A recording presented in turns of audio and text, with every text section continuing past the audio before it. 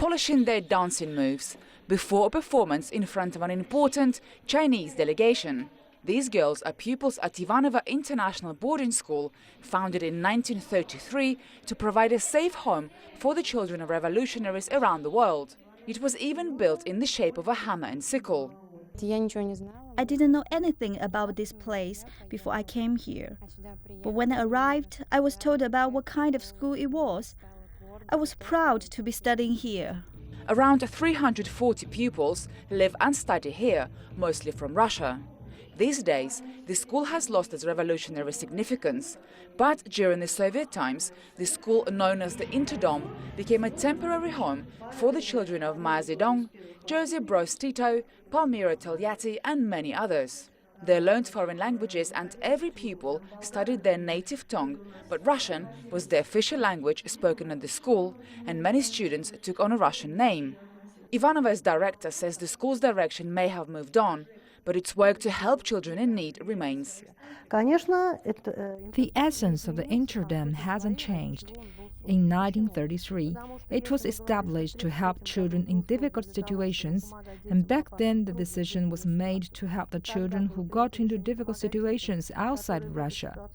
In 1992, there were so many Russian children who ended up in very difficult situations. The number of children who were left without parents multiplied. The educational standards at the Interdom were and are very high, and many graduates ended up as top specialists in their home countries. Some joke that they speak better Russian than their native language, and most come back to revisit what they call their second home. Children from Germany, Spain, Italy and Bulgaria were among the first pupils at the Ivanovo Boarding School. It also housed children from besieged Leningrad and from Chernobyl. Over its 83 years of existence, it became home to some 5,000 foreign children from 89 countries. Margarita Fedotova is the granddaughter of one of those children. Her great-grandfather was Liu Shaoqi, a Chinese revolutionary and the vice chairman of the Communist Party of China. Liu Shaoqi's son ended up at the Ivanovo Boarding School, was given a Russian name Klim, went on to study in Moscow and married a Russian woman with whom he had 2 children. They were planning to return to China before the Cultural Revolution stopped their plans.